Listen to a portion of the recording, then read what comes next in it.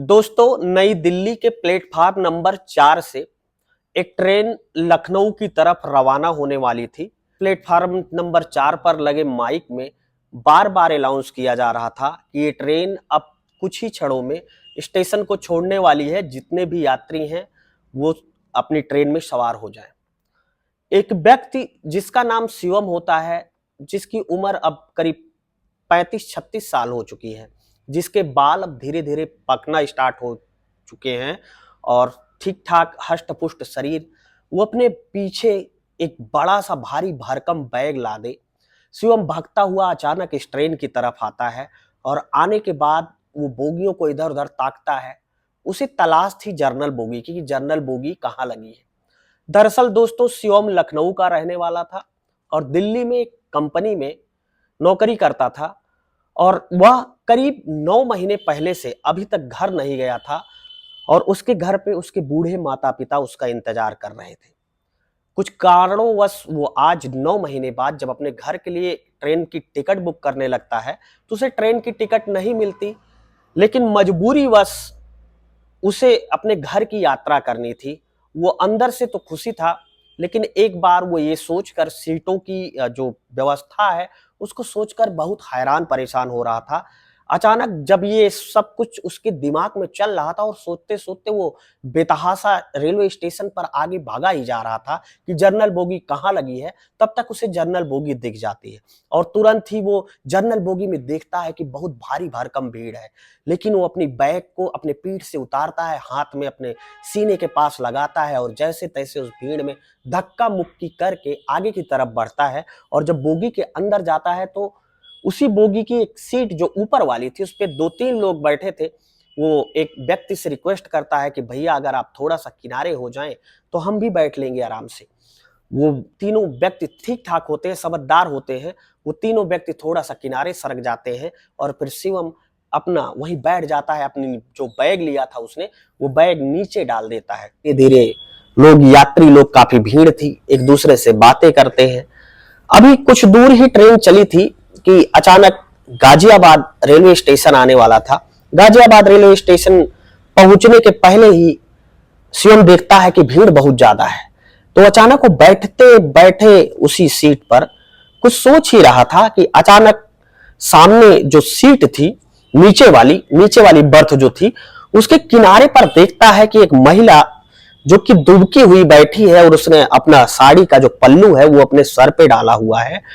वो देखता है लेकिन वो अपना आधा मुंह उसी पल्लू से उसने महिला ने ढका हुआ था। अब जब वो देखता है तो उस महिला को लगातार देखते ही रहता है। अब कुछ देर बाद उस महिला की शिवम के ऊपर निगाह पड़ती है। अब ये महिला उस शिवम को भी देखती रहती है। जब दोनों की आंखें एक दूसरे से मिलती हैं तो ऐसा लग रहा था जैसे दोनों अपनी आंखों की बातें कई साल बाद कर रहे हो। और जब शिवम देखता है कि ये महिला उसे देख रही है तो शिवम को ऐसा लगता है कि ये इस महिला को पहचान रहा है। और ये महिला जिसका नाम निशा होती है, निशा भी जब शिवम को देखती है तो उसको लगता है कि वो उस सामने वाले को पहचान रही है। आखिर कौन थी ये निशा और कौन था ये शिवम? आगे की जो कहानी है दोस्तों बहुत ही रोचक है और दिल को छू लेने वाली सामाजिक कहानी है। कहानी में आगे बढ़ने से पहले दोस्तों आपसे मेरा बस छोटा सा विनम्र अनुरोध है कि अगर अभी तक आपने चैनल को सब्सक्राइब नहीं किया है तो चैनल को सब्सक्राइब करके साथ में लाल बेल आइकन की बटन को प्रेस कर लेना, ताकि जब भी मैं ऐसी दिल को छू लेने वाली सामाजिक कहानी आप तक पहुंचाऊं तो उसका नोटिफिकेशन सबसे पहले आपको मिल जाए।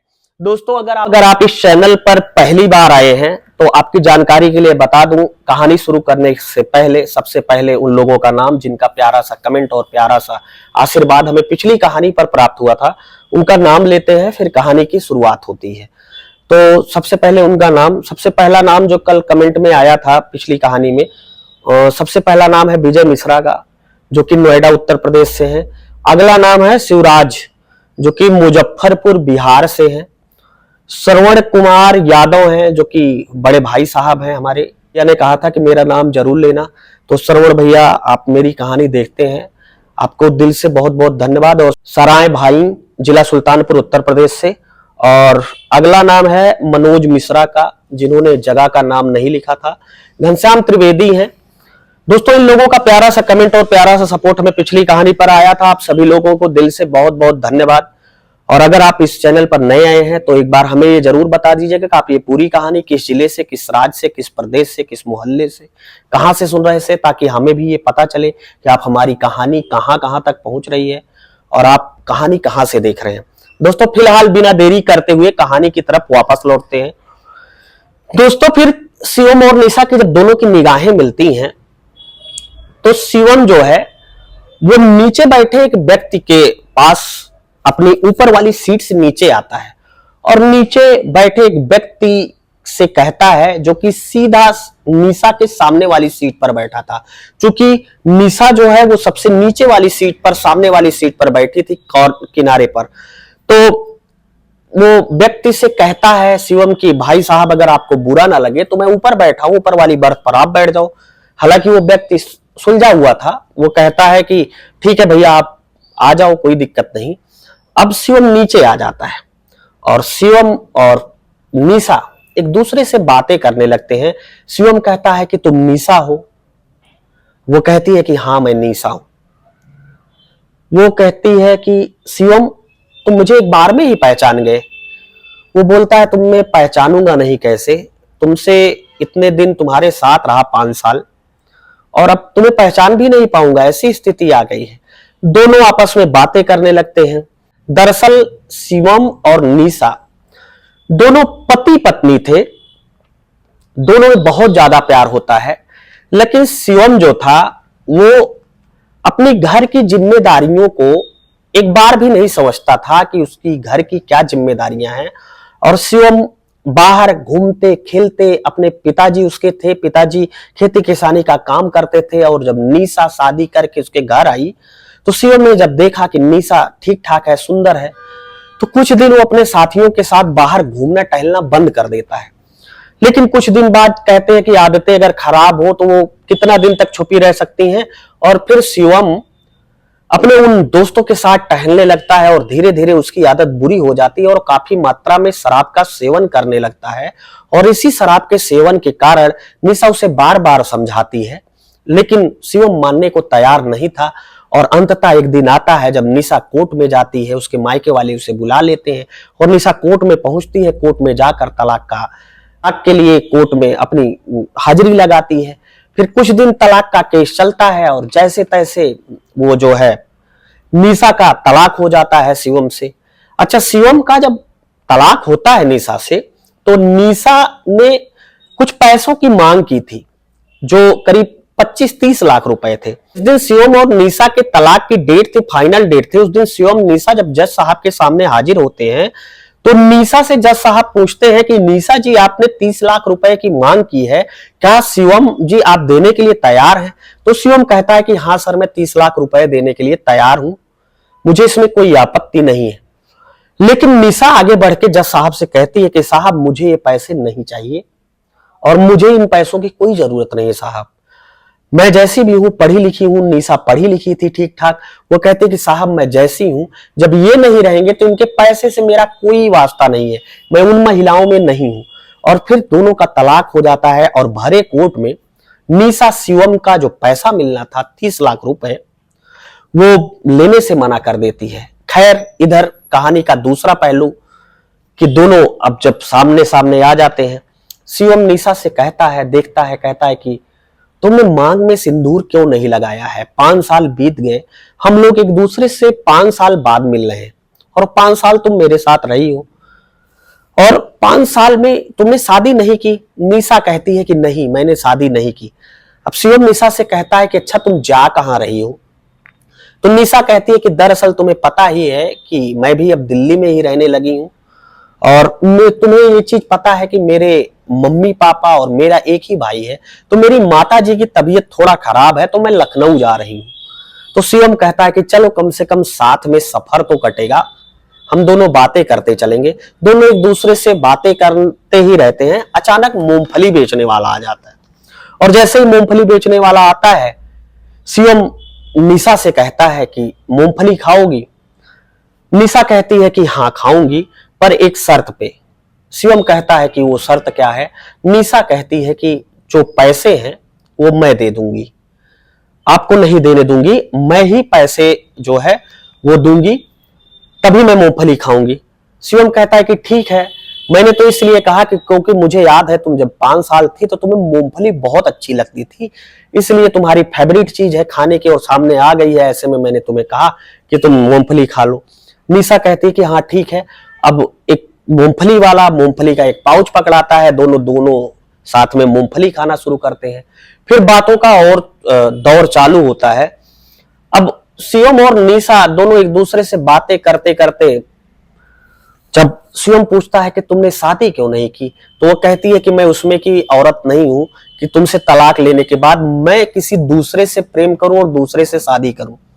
मैं तुम्हारी तब भी थी और तुम्हारी आज भी हूं, बशर्ते हम दोनों का तलाक हो चुका है, मुझ में कोई लालच नहीं है।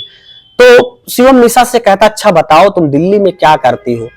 तो वो कहती है कि मैं प्राइवेट स्कूल में पढ़ाने लगी हूँ, 5-6-8 हजार रुपए तनख्वाह मिल जाती है, मैं अकेली हूँ, शादी हुई नहीं है और सब कुछ ठीक ठाक ही चल रहा है। अचानक शिवम के मुंह से निकलता है कि तुम्हें याद है कोर्ट में मैं तुम्हें 30 लाख रुपया जज साहब के सामने देने के लिए तैयार था, लेकिन तुमने मना कर दिया था। निशा कहती है कि हाँ मुझे याद है। अब शिवम तपाक से कहता है कि अगर तुमने वो 30 लाख रुपए ले लिए होते तो तुम चाहती तो वहीं लखनऊ में ही कोई छोटी मोटी जमीन लेके छोटा मोटा अपना स्कूल बना लेती और स्कूल में अपना स्कूल का मालिक बन के स्कूल चलाती। तो निशा तपाक से शिवम को जवाब देती है कि देखो, मैं नहीं चाह रही थी कि आप कल को मुझे ताना मारे या समाज मुझे ये कहे कि अपने पति के, जो भी तलाकशुदा पति है, उसके जो दिए हुए पैसे हैं उन पर पल रही है। मैं ये बिल्कुल नहीं चाहती थी, इसीलिए मैंने पैसे लेने से इनकार कर दिया था। शिवम कहता है ठीक है। दोनों आपस में बातें करते हैं, ट्रेन अपनी रफ्तार से चलती जाती है, दोनों एक दूसरे से काफी बातें करते हैं। बातें करने के बाद शिवम पूछता है निशा से कि तुम वापस कब आओगी। तो वो कहती है कि माँ को देख के मैं परसों करीब 10 बजे वापस आऊंगी। तो वो कहता है कि क्या मैं भी तुम्हारे साथ चल सकता हूं। तो वो कहती है कि हमारा आपका क्या मेल जोल, हम आप कैसे एक साथ आ सकते हैं, आपको दूसरी ट्रेन पकड़नी होगी, आप यहाँ पे नौकरी करते हैं, मुझे दूसरी ट्रेन पकड़नी होगी। शिवम कहता है खैर मुझे भी परसों लौटना है, मैं शाम को लौटने वाला था, लेकिन अब तुम अगर 10 बजे आओगी तो मैं परसों तुम्हें 10 बजे रेलवे स्टेशन पर मिलूंगा। और फिर सुबह हो जाती है, ट्रेन लखनऊ पहुंच जाती है। निशा अपने रास्ते चली जाती है और शिवम अपने रास्ते चला जाता है। अब एक दिन बीतता है, उसके अगले दिन यानी कि परसों 10 बजे शिवम 10 बजने के काफी टाइम पहले, करीब 1 घंटे पहले, 9 बजे ही लखनऊ के प्लेटफार्म पर आ जाता है। आने के बाद वो निशा का वेट करने लगता है। तो निशा का वेट करते करते वो देखता है कि सामने से निशा आ रही है। अब निशा जैसे ही मिलती है उससे कहती है कि रुको मैं टिकट लेकर आऊं। अब शिवम अपने पॉकेट से 2 टिकट निकालता है और कहता है कि मैंने तुम्हारा टिकट खरीद लिया है। तो वो कहती है कि तुमने मेरा टिकट क्यों खरीद लिया है। तो वो कहता है कि देखो, मूंगफली तुमने खिलाई थी, वहां तुम्हारी मर्जी थी, यहाँ मेरी मर्जी है। अब इसमें ये मत पूछो कि मैंने क्यों खरीद लिया है, कैसे खरीद लिया, काहे खरीद लिया है। खैर निशा उसकी बातों को मान जाती है, क्योंकि वो दिल से बहुत अच्छा इंसान था शिवम, लेकिन बस वही नशे की वजह से उसकी जो है वो तलाक वाली स्थिति आई थी। अब दोनों एक प्लेटफार्म पर बैठकर एक एक चाय पीते हैं। फिर कुछ देर बाद ट्रेन आ जाती है, दोनों ट्रेन में अपनी अपनी सीट पर बैठ जाते हैं। अब दोनों आपस में बातें करते हैं। निशा बताती है कि मैं अभी वहां पे अपना स्कूल में पढ़ाने का काम करती हूँ। फिर शिवम बताता है कि मैं भी वहीं काम करता हूँ, अपनी कंपनी का नाम बताता है। निशा कहती है मेरे स्कूल से कुछ दूर पर ही है। दोनों आपस में बात करते हैं। अब शिवम निशा से कहता है कि मैंने जो ड्रिंक करने की आदत थी, बुरी आदत थी, मैं शराब पीता था, वो शराब पीने की आदत मैंने पूरी तरीके से छोड़ दी है। और जब हमारा आपका तलाक हुआ तो तभी मैंने छोड़ दी थी, उसके कुछ दिन बाद ही। निशा कहती है कि अब पछताए होत क्या जब चिड़िया चुग गई खेत। आपको याद है मेरे पेट में एक बच्चा था और आप शराब पीकर आए थे, मेरी बुरी तरीके से पिटाई की थी और वो बच्चा मेरा सही से पैदा नहीं हो पाया। कहने का मतलब मुझे अबॉर्शन कराना पड़ा, मुझे गर्भपात कराना पड़ा। आपको याद है अगर वो बच्चा आज धरती पर होता तो हमारे बीच एक संतान होती। दोनों बातें करने लगते हैं। निशा को आज बहुत दिन बाद, शादी के 5 साल रहने के बाद, ऐसा लग रहा था कि शिवम जो बोल रहा है वो 100% सही बोल रहा है। और फिर वहां लखनऊ से दिल्ली पहुंचने तक ट्रेन की जितनी भी दूरी थी, जितनी देर का सफर था, दोनों एक दूसरे से काफी देर तक बातें करते हैं और निशा को ये समझ में आ जाता है कि उसका पति शिवम अब जो बोल रहा है वो सही बोल रहा है और पूरी तरीके से सुधर चुका है। ऐसे में अब निशा के सामने सबसे बड़ा यक्ष प्रश्न था कि किया क्या जाए। अब निशा कहती है कि तुम जहां पर रहते हो वहां कौन रहता है, तो वो बोलता है कि मैं अकेला ही रहता हूं।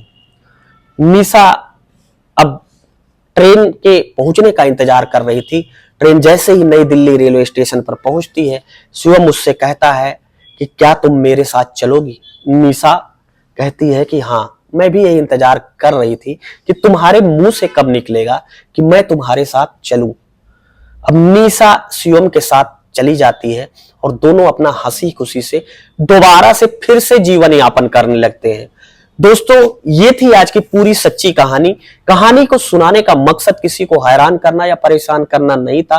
कहानी को सुनाने का मकसद बस सिर्फ इतना था कि दोस्तों, हमारे रिश्ते जो हैं, हमारे जो आपसी रिश्ते होते हैं, कई बार छोटी मोटी चीजों के लिए यहां इस स्तर तक पहुंच जाते हैं। लेकिन अगर उन बुराइयों को, जो हमारे अंदर बुराइयां हैं, उन बुराइयों को समय रहते अगर सुधार लिया जाए तो शायद फिर से रिश्ते में वो मिठास, वो अपनापन, वो अपना फिर से जग सकता है। कोई असंभव बात नहीं है। तो दोस्तों, ये पूरी कहानी आपको कैसी लगी, हमें कमेंट बॉक्स में अपनी राय जरूर बताइएगा। हमें आपके कमेंट का इंतजार रहेगा। और पूरी कहानी आप कहां से सुन रहे थे बताना ना भूलिएगा। मिलता हूं ऐसी एक नई दिल को छू लेने वाली कहानी के साथ जल्दी। जाते जाते बस इतना ही कि अगर कहानी थोड़ी सी भी पसंद आई हो, कहानी आपको थोड़ी सी भी सामाजिक लगी हो, कहानी ने आपके दिल को थोड़ा सा भी छुआ हो, तो दोस्तों कहानी अपने कुछ जानने वालों लोगों तक शेयर कर दीजिएगा। मिलता हूं एक नई कहानी के साथ आपको जल्द ही। तब तक के लिए जय हिंद, वंदे मातरम।